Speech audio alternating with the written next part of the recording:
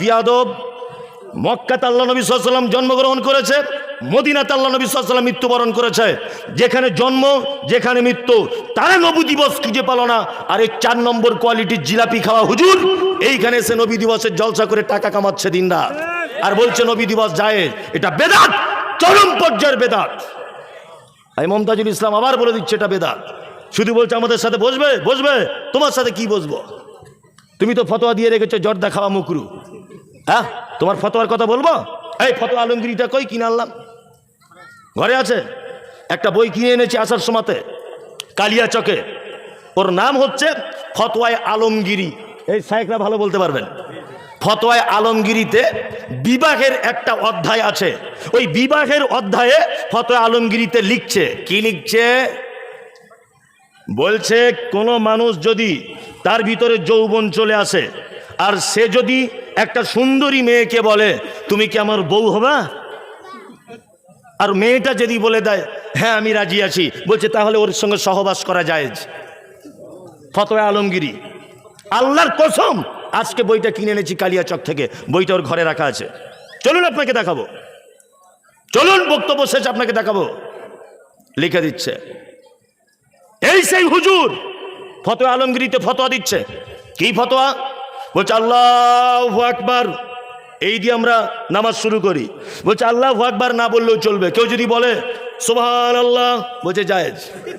কেউ যদি বলে আস্তাগফিরুল্লাহ, হাত মাথে, বলছে জায়েজ।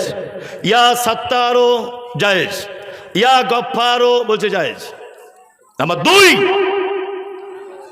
বলছে কেউ যদি আল্লাহু আকবার বলতে না পারে তাহলে সে যদি ফার্সিতে বলে তবুও চলবে। ফতোয়া কার? ফতোয়া আলমগিরি।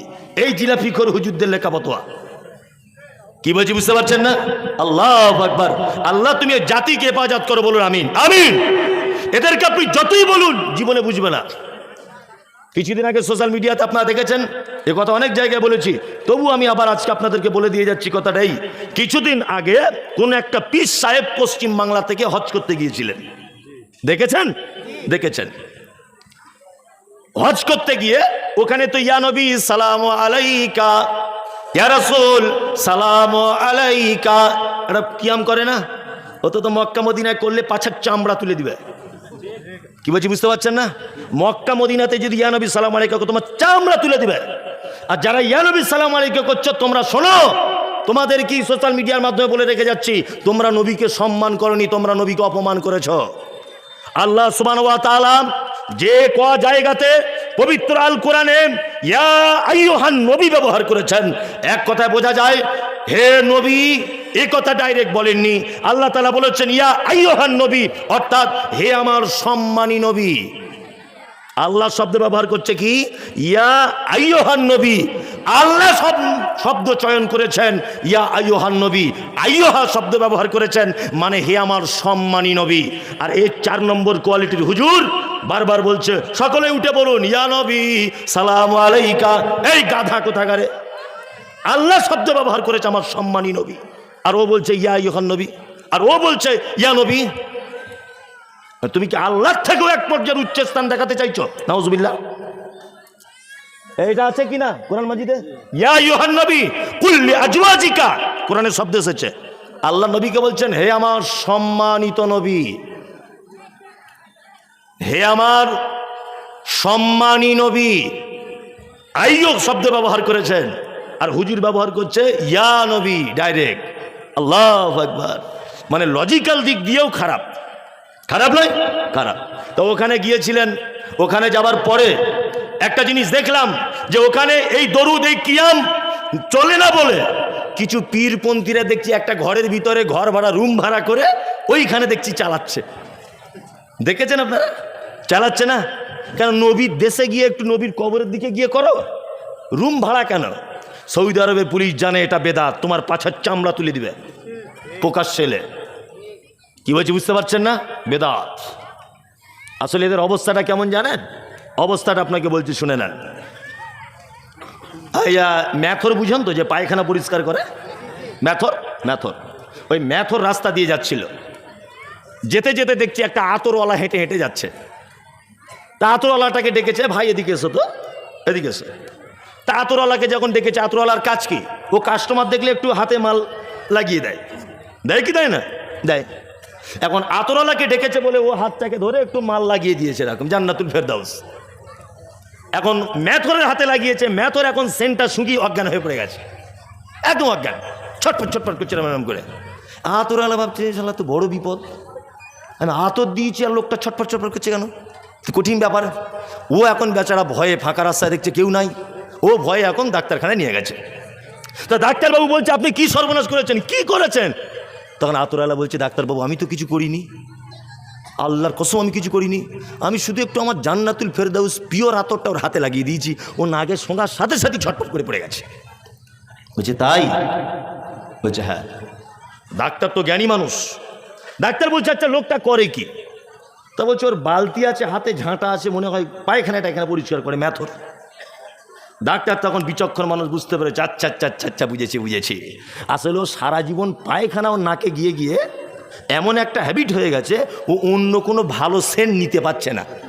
এক কাজ করুন, কোথাও কাঁচা পায়খানা যদি থাকে, কারুর পায়খানা ঘর থেকে হাতে করে তুলে এনে ওর নাকে লাগিয়ে দেন, দেখবেন ঠিক হয়ে যাবে। আতরওয়ালা বড় বিপদ। আতরওয়ালা এখন পায়খানা কাঁচা নিয়ে ওর নাকে লাগিয়ে দিয়েছে, একদম পুরো চাঙ্গা। তা আমাদের মাঝখানে যারা বেদাত করতে করতে করতে করতে এমন পর্যায়ে পৌঁছে গেছে, তাদের কাছে সহি হাদিস দিলেই অজ্ঞান, সহি হাদিস বললেই অজ্ঞান। তার মানে তাদেরকে বেদাত না দিলে বেশ জুত হয় না, হয় কি হয় না? হয় না। কি বলা হচ্ছে? কুল্লু বিদাতিন যালালাহ ওয়া কুল্লু যালালাতিন ফিন্নার। দিনের ভিতরে প্রত্যেক নব আবিষ্কৃত কাজ হচ্ছে বেদাত। প্রত্যেক নব আবিষ্কৃত কাজ কি? বেদাত। আর প্রত্যেক বেদাতকারী স্থান ফি মধ্যে, নার মানে আগুন, আগুনের মধ্যে বেদাতকারীদের জায়গা। খুব সাবধানে থাকবেন, আল্লাহর ভাষা শুনুন। আল্লাহ বলেছেন আমিলাতুন নাসিবাত তাসলা নারান হামিয়াব। এক শ্রেণী মানুষ তারা আমল করবে, আমল করতে করতে করতে করতে করতে করতে করতে এক পর্যায়ে ক্লান্ত হয়ে যাবে, তারপরেও তাকে টেনে জাহান্নামের ভিতরে ভরা হবে। এ আবার কে? যে আমল করার পরও জাহান্নাম যাবে, এ কে? এ হচ্ছে ওই লোক আতিউল্লাহ ওয়ার রাসূল, এই কথার বিপক্ষের লোক। মানে আল্লাহ এবং তার রাসূলের আনুগত্য করো, এর বিপক্ষের লোক এই লোকটা। খুব বিনীত অনুরোধ করে বলছি, ইবাদত করতে গেলে পদ্ধতি রাখতে হবে মুহাম্মদ সাল্লাল্লাহু আলাইহি ওয়াসাল্লামের। কি বলছি বুঝতে পারছেন? মুহাম্মদ সাল্লাল্লাহু আলাইহি ওয়াসাল্লামের ছাড়া যদি আপনি অন্য কোনো রকমভাবে যদি জান্নাতে যাওয়ার চেষ্টা করেন, বড় হুজুর বলেছে, মেজ হুজুর বলেছে, ছোট হুজুর বলেছে, আমার ওলি আল্লাহ বলেছে, আমার পীর সাহেব বলেছে, তোমার পীর সাহেবের 10 পয়সাও দাম নাই, 10 পয়সাও দাম নাই, চলবে? চলবে না। আল্লাহ আমাদের সকলকেই এই বেদাত থেকে বাঁচার তৌফিক দান করুক। বলুন আমিন, আমিন বলুন, আমিন।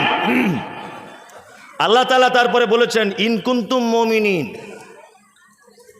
আল্লাহ বলছে যদি তোমরা মোমেন হও, যদি মোমেন হও, তার মানে হলে নিশ্চয়ই কিছু পাওয়া যাবে। আমার ছেলে এবার মাধ্যমিক পরীক্ষা দিবে, তা আমার ছেলেকে বলছি তুই যদি পাস করিস, কথাটা সম্পূর্ণ হলো?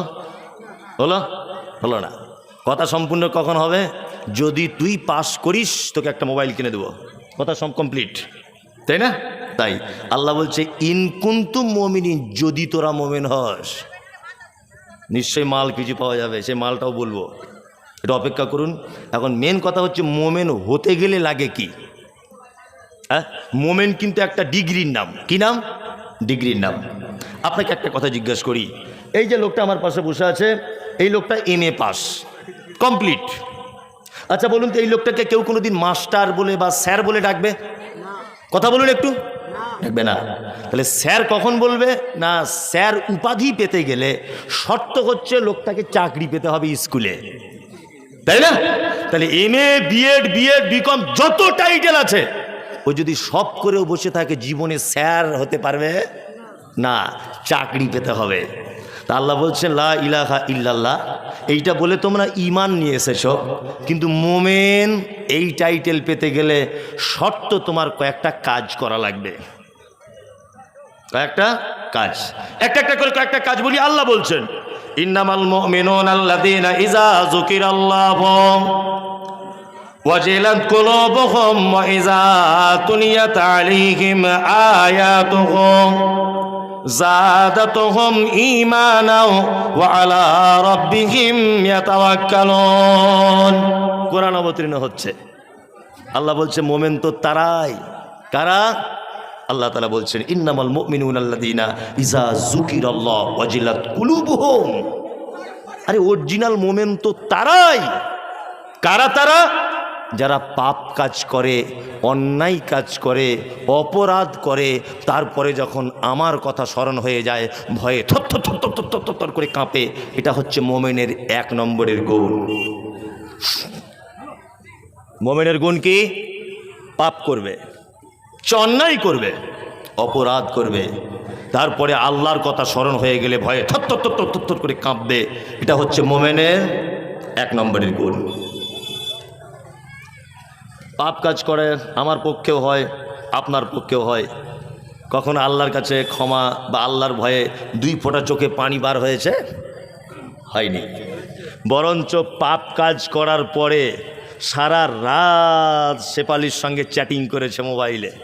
সারা রাত কেমন আছো জান আমার, সোনা আমার, তুমি আমার অমুক, তুমি আমার তমুক। সারা রাত চালিয়েছে গোপনে পাপ। সকালে আবার চায়ের দোকানে বলছে তুই বলছিলিস পটাতে পারবি না, পটিয়ে নিয়েছি। বলছে কি বললো? সাংঘাতিক ব্যাপার, ইটারে দেখা করতে যেতে বলেছে। পাপ। আমরা বর্তমানে পাপীরা পাপ করার পরে আবার ফখর করি। করি কি করি না? করি। মহিলা পায়ের নখ থেকে নিয়ে মাথার চুল পর্যন্ত সোনা চাঁদি হীরামণি মুক্তা ব্যবহার করতে পারে, ইসলামে বৈধ।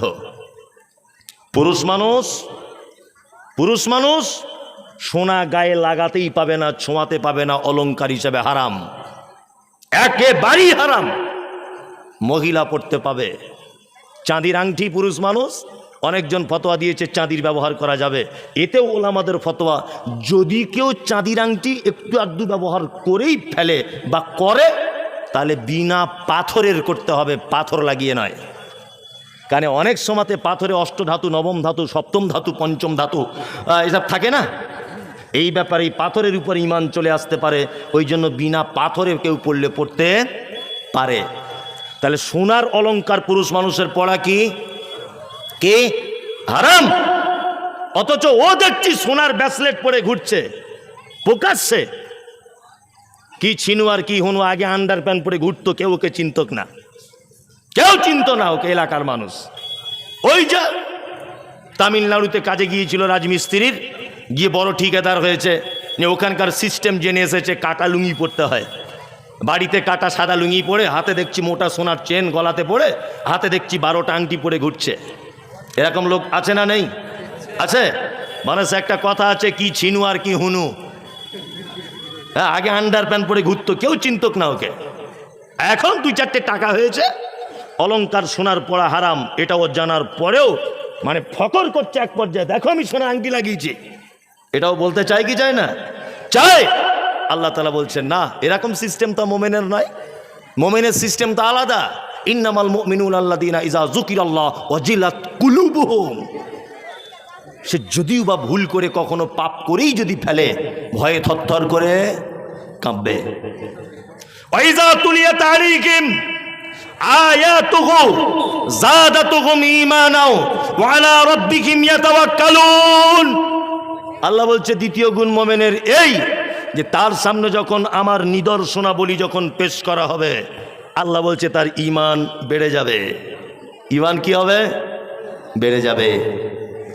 আল্লাহর কত যে নিদর্শন পৃথিবীতে আছে, এগুলো যদি একটা একটা করে যদি বলা যায়, তাহলে এখন সারা রাত বলা যাবে শুধু নিদর্শন। আপনাকে 2টা নিদর্শনের কথা বলি। আমি আজ থেকে 2-3 বছর আগে সুন্দরবন বেড়াতে গিয়েছিলাম। ওখানে বেড়ানোর পরে 2-3 দিন জঙ্গলে থাকলাম, আর সুন্দরবনের নদীতে স্টিমারে করে ঘুরলাম। ঘুরতে ঘুরতে বিভিন্ন গাছপালা দেখলাম, লক্ষ লক্ষ রকমের গাছ, কিন্তু একটাও আমের গাছ নেই, বেদানার গাছ নেই, আঙ্গুরের গাছ নেই, ডালিমের গাছ নেই, খাজুরের গাছ নেই, আপেলের গাছ নেই, পিয়ারার গাছ নেই। তা মনে মনে আমি ভাবছি কি ব্যাপার, কোটি কোটি কোটি কোটি রকমের গাছ, অথচ একটাও ফলের গাছ নাই। স্টিমারে 2 রাকাত নামাজ পড়তে পড়তে মনে হলো সত্যিই তো আল্লাহ, হ্যাঁ সত্যি এটা তোমার একটা মারাত্মক বড় কৌশল। ইটাহার এলাকায় নৌমনিয়া গ্রামে আমের গাছ এই কারণে দিয়েছো, ওখানে মানুষ বসবাস করে। কি করে আমের আচার করে খেতে হয় ওখানকার মেয়ে ছেলে বেটা ছেলে সবাই জানে, কিন্তু জঙ্গলের বাঘ তো বুঝবে না আম কি করে পাকাতে হয়, এটাও বুঝবে। ডালিম কি করে খেতে হয় ও বুঝবে। যদি নদিয়া জেলাতে খাজুরের গাছ দিই তাহলে ওখানকার মানুষ গাছ কেটে রস বার করে জাল দিয়ে জ্বালানিতে তাকে গুড় তৈরি করে, তাই না? নদিয়াতে খাজুরের গাছ দিলে লাভ আছে, গুড় খাবে আর বলবে আলহামদুলিল্লাহ, আহা কি মিষ্টি, এটা বলবে। জঙ্গলের হনুমান তো এটা বুঝতে পারবে না, বানরে তো বুঝতে পারবে না, পারবে না। এই কারণে আল্লাহ তাআলা বলছেন আয়াতুহু যাদাতুহুম ঈমানা। পৃথিবীতে অনেক নিদর্শন আমার রয়েছে যেগুলো দেখলে তোমাদের ঈমান, আচ্ছা তোমার ঈমান বেড়ে যাবে। ওয়া আলা রাব্বিহিম ইয়াতাওয়াক্কালুন, তুমি আল্লাহর উপরে ভরসা করবে সর্বক্ষণ। কার উপরে ভরসা? আল্লাহর উপরে। আল্লাহর উপরে ভরসা করলে বাঁচা যায়। এবার আপনাকে গুরুত্বপূর্ণ কয়েকটা কথা বলছি, তার আগে একটা কথা বলে দিই।